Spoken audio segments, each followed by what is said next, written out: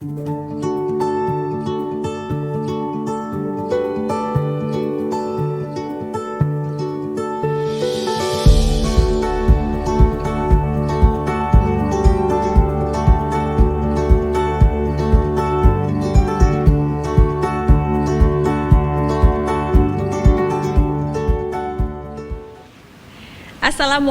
warahmatullahi wabarakatuh. Waalaikumsalam warahmatullahi wabarakatuh. Sahabat PTA dimanapun Anda berada, kembali kita berjumpa dalam sosialisasi kewenangan peradilan agama. Dan kali ini kita akan kembali mengulas tentang ekonomi syariah bagian yang kedua. Masih bersama narasumber kita, Bapak Dr. Haji Imron Rosyadi SHMH. Assalamualaikum Pak. Waalaikumsalam warahmatullahi wabarakatuh. Salam jumpa kembali sahabat PTA yang saya sayangi. Mudah-mudahan dalam keadaan sehat walafiat semuanya. Amin ya rabbal alamin. Sudah siap Pak melanjutkan materi kita? Siap, alhamdulillah. Kita mau berbincang-bincang lagi menyambung yang kemarin. Iya. Tentang ekonomi syariah ya Pak ya. Siap, ya. Iya, karena kemarin keterbatasan waktu juga yang membuat kita harus membagi dalam 2 sesi ya Pak ya. Siap. Dan hari ini sahabat PTA kita akan kembali mengulas. Sebelumnya akan saya review dulu ya Pak ya. Kalau di sesi yang kemarin kita membahas mengenai perbankan syariah dan juga investasi syariah. Dan hari ini kita akan membahas salah satunya tentang asuransi ya Pak ya. Asuransi syariah. Iya. Mungkin bisa langsung dilanjutkan saja Bapak Imron mengenai penjelasan mengenai asuransi syariah. Baik, terima kasih Mbak Lopi dan sahabat PTA yang saya hormati. Jadi dari sekian kewenangan peradilan agama adalah menangani sengketa tentang asuransi syariah.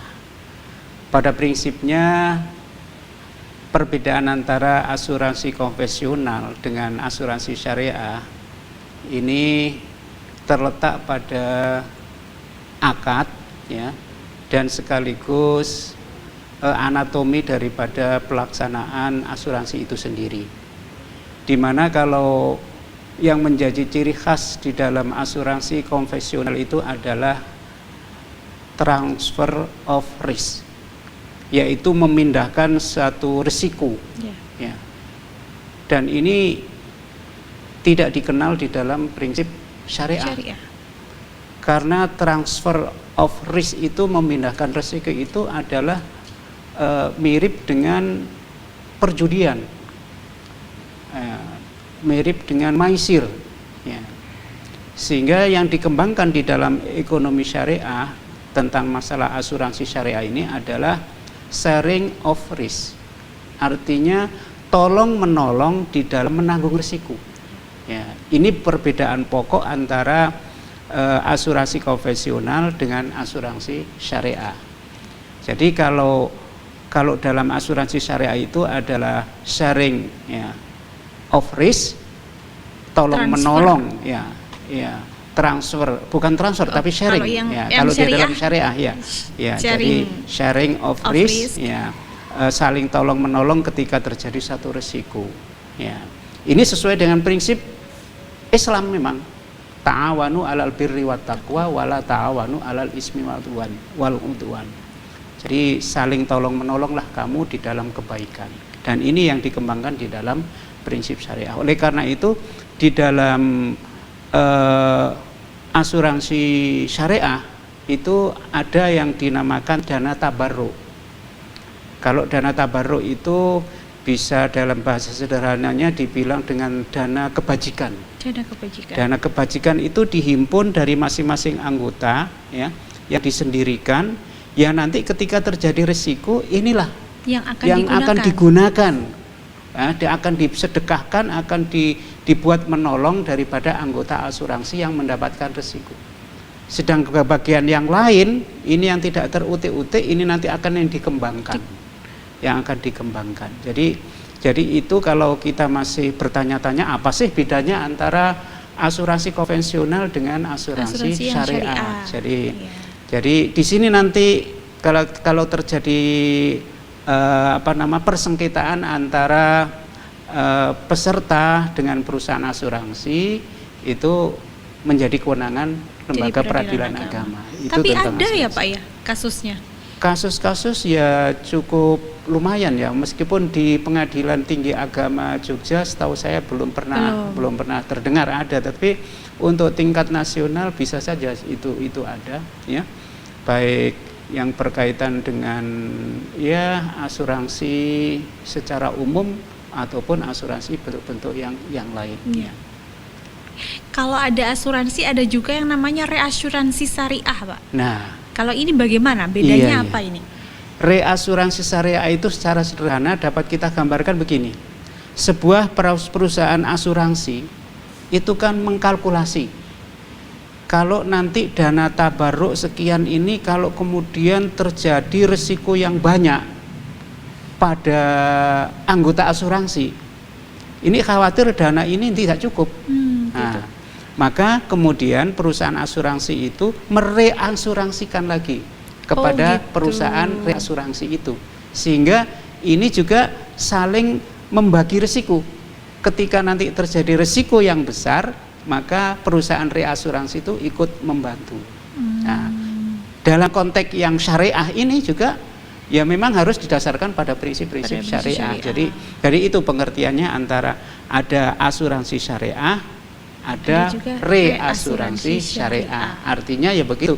Jadi perusahaan asuransi syariah itu berpikir bagaimana nanti kalau resikonya lebih besar, supaya ada yang lebih banyak membantu, maka dilakukanlah apa yang disebut dengan reasuransi syariah. Itu sederhananya begitu, reasuransi syariah. Ya, baik.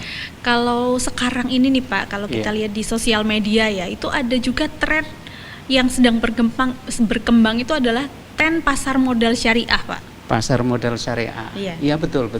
Bahkan sekarang anak-anak muda milenia itu sekarang sudah memulai familiar dengan pasar modal. Iya, betul. Pasar modal itu sebenarnya mempertemukan antara perusahaan ya, emiten ya, kemudian sama investor masyarakat ya. Emiten ini butuh modal ya. Masyarakat yang kelebihan modal, investor bisa bertemulah, dipertemukan di dalam pasar modal. Hanya pasar modal syariah itu ya sesuai dengan namanya ya, namanya pasar modal syariah, maka yang ada di situ, yang diperdagangkan di situ harus emiten-emiten yang sesuai dengan prinsip syariah, yang kira-kira tidak bergelut di dalam usaha yang dilarang oleh syariat. Misalnya bergelut di dalam usaha yang dilarang, minuman yang dilarang, makanan yang dilarang. Nah, itu tidak boleh ya, tidak boleh. Oleh karena itu misalnya kita mau masuk ke dalam pasar modal melalui perusahaan sekuritas atau melalui reksadana syariah ya itu ya, kalau sudah melalui reksadana syariah berarti nanti investasi uang kita memang oleh reksadana itu sudah diinvestasikan sesuai dengan prinsip-prinsip syariah, sesuai dengan saham-saham syariah. Kita ada juga namanya daftar saham syariah juga ada. Oh, ada juga ya. Iya, jadi ada daftar, kita melihat ada daftar-daftar saham yang sesuai dengan prinsip syariah. Ya, tentunya yang tidak sesuai dengan syariat juga tidak boleh dilakukan di dalam pasar modal syariah ataupun reksadana syariah, kemudian begitu. Ya. Itu juga berarti perantaranya ini sekuritasnya ini yang khusus syariah juga sudah ada gitu. Sudah ada ya, baik reksadana syariah maupun sekuritas syariah juga sudah ada. Jadi kalau kita mau ke pasar modal berarti perantaranya harus menggunakan sekuritas ya, sekuritas syariah. Itu banyak sekarang. Kalau memang Mbak Lofi dan sahabat-sahabat PTA mau mencoba, tidak ada salahnya, karena kita bekerja di pengadilan agama, pengadilan tinggi agama yang salah satu kewenangannya itu ekonomi syariah. Tidak ada salahnya kita mencoba, mencoba kemudian ya ikut masuk ke pasar saham syariah. Nah, saya sendiri sudah cukup lama untuk mendalami apa sih, gimana lika-likunya tentang saham syariah. Nah, akhirnya juga ya melalui sekuritas itu kita masuk ke sana. Ya. selain itu juga ada yang disebut dengan obligasi, itu juga ada yang syariah ya Pak ya? Iya. Jadi kalau secara singkat membedakan antara saham dan obligasi itu, kalau saham itu kan bukti penyertaan kepemilikan perusahaan atau emiten. Jadi kalau Mbak Lofi punya tadi uang misalnya 500 juta, kemudian amin ya. dibuat membeli saham, nah berarti Dapat berapa lot ini? Mbak Lofi dapat berapa lot, nanti ada evidennya, ada dividennya gitu, Iya. ada pembagian dividennya gitu. Jadi ada dua keuntungan. Kalau nilai sahamnya naik, dia dapat kenaikan itu, Dan dapat kemudian dividen. dapat dividen setiap tahun itu. Jadi itu karena apa? Nanti akan diundang. Jadi bisa juga sombong-sombong dikit, perusahaan itu milik saya loh tuh. karena sebagai penyerta, Sebagai pemilik saham, modal ya, ya. meskipun sekian persen ya. Sekian 0,0 ya, gitu misalnya. itu masalah saham ya. Iya. Kemudian kebalikan dari saham itu adalah obligasi ya. Iya, obligasi. Obligasi itu bahasa gampangnya gimana ya? Sebuah perusahaan punya hutang, kemudian mereka mengeluarkan obligasi, surat berharga bentuk obligasi, kemudian obligasinya dibeli oleh investor, oleh masyarakat, berarti masyarakat ikut menanggung hutang ya. Sehingga nanti bagi perusahaan yang memutar modal itu juga dapat dengan bagi hasilnya. Jadi obligasi ini bisa dikeluarkan oleh perusahaan swasta, emiten swasta, juga bisa dikeluarkan oleh negara. Oh, negara juga bisa mengeluarkan Ya ya kan, Pak? negara beberapa kali mengeluarkan sukuk, surat berharga nasional, syariah nasional. Ada yang syariah. Nah, itu namanya sukuk. Oh, sukuk. Nah, ini Mbak Sukuk Lofi juga syariah. harus mengembara ini informasinya ini karena beberapa kali itu sudah dijual dan laris manis itu. Oh. Ya. Bagi hasilnya, Cari-cari nih sahabat PTA. bagi hasilnya itu di Browsing, atas ya. browsing. Cuman lebih apanya karena itu jangka panjang bisa diambil sekitar sekian tahun gitu ya. Tapi sebelum tahun jatuh tempo bisa diambil, tapi nisbah yang diberikan, bagi hasil yang diberikan tidak sebanyak yang dicantumkan dalam akadnya itu. Ya. Begitu. Jadi terakhir ya saya juga kurang mengikuti yang terakhir itu seri berapa itu pemerintah mengeluarkan sukuk. Sukuk itu obligasi ya. Jadi pemerintah sebagai penjaminnya ya untuk memenuhi beberapa pembangunan itu ya. Ada mungkin jalan tol yang Mbak Lofi sering lewati ini. Pulang kampungnya kemana? Saya pulang kampungnya deket sih Pak. Dekat, berarti belum punya jalan tol ya. Nggak Jogja, nyampe ya. jalan tol. Nah, jadi itu kalau Ring road saya nyampainya. ya, kalau ke Malang itu kan melewat jalan Lewat tol. jalan Bisa tol, jadi ya. itu. Itu jadi yang ya jadi untuk pembangunan itu dan infrastruktur, sebagainya ya.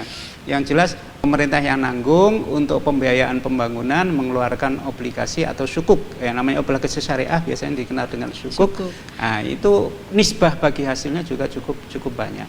Jadi nanti daripada uang Mbak Lofi ditaruh di bawah bantal lebih baik diinvestasikan. Nah, Dibumbung Pak, bukan di bawah bantal. Diinvestasikan dalam bentuk saham, Ya, diinvestasikan obligasi. dalam bentuk obligasi dan sebagainya. Iya. Ya, di samping itu kita belajar lah apa sih menelusuri lorong-lorong ekonomi syariah. Iya. Iya. Ini mungkin bisa jadi pandangan juga Pak buat sahabat PTA yang sedang memikirkan investasi Iya. begitu Pak. Ternyata ada pilihan investasi yang syariah Yang begitu ya. syariah. Ada Justru obligasi, ya. ada sukuk yang syariah. Justru sekarang ini dalam beberapa penelitian, mohon maaf saya belum bisa menyebutkan secara real. Jadi anak-anak muda milenial sekarang lebih tertarik dengan ya pasar modal itu, Iya. ya, daripada dimasukkan ke tabungan ya.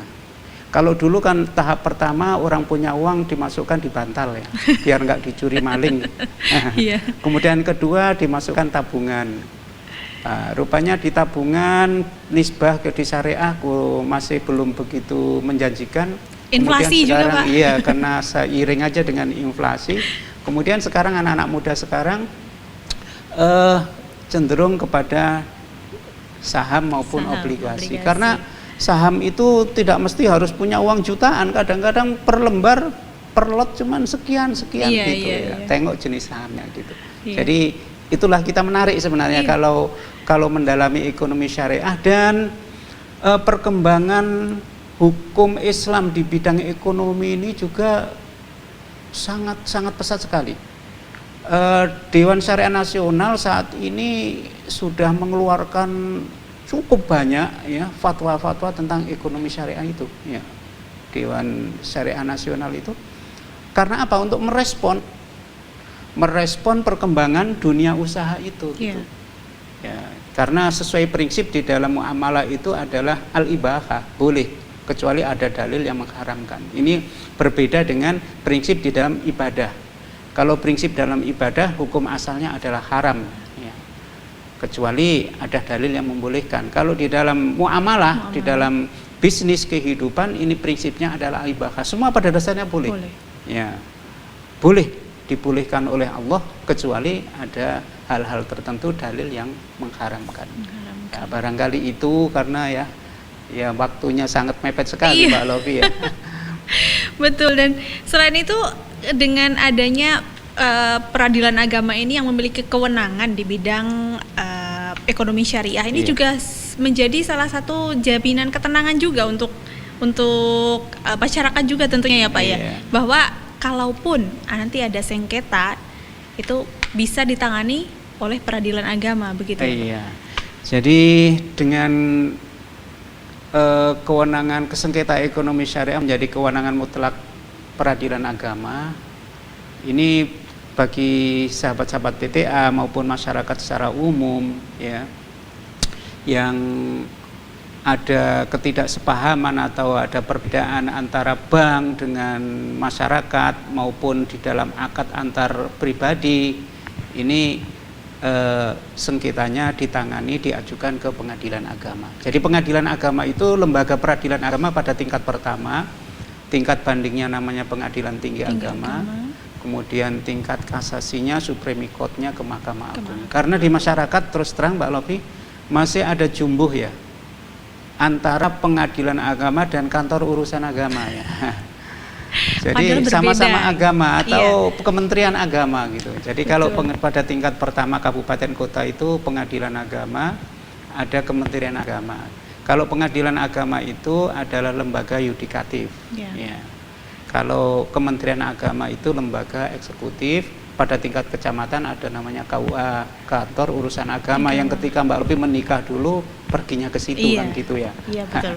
Jadi kalau menangani sengketa itu larinya kepada lembaga yudikatif di pengadilan agama. Jadi di pengadilan agama dengan mendapatkan amanah menangani sengketa ekonomi syariah, ya kami sebagai lembaga negara, lembaga kehakiman yang melaksanakan kekuasaan kehakiman akan ya menggali hukum-hukum, mengadili sengketa ekonomi syariah berdasarkan hukum yang berlaku dan hukum yang hidup di masyarakat. Iya. Baik sahabat PTA, demikian tadi penjelasan tentang ekonomi syariah, diskusi kita pada hari ini yang tentunya insya Allah bisa membuka hasanah dari sahabat PTA semua yang ada di manapun Anda berada, bahwa dengan pertumbuhan dari ekonomi syariah yang semakin hari ini semakin menggeliat di Indonesia, tentunya harus ada kepastian hukum ya Pak ya, yang menjamin setiap masyarakat yang menggunakan baik itu perbankan maupun investasi syariah dan lain-lain sebagainya ya. Baik sahabat PTA, demikian tadi sosialisasi mengenai kewenangan peradilan agama dalam hal ini terkait ekonomi syariah. Terima kasih sudah bersama kami dan insya Allah kita akan bertemu pada kesempatan yang lain. Saya dan Dr. Haji Imron Rosyadi SHMH pamit undur diri. Wassalamualaikum warahmatullahi wabarakatuh.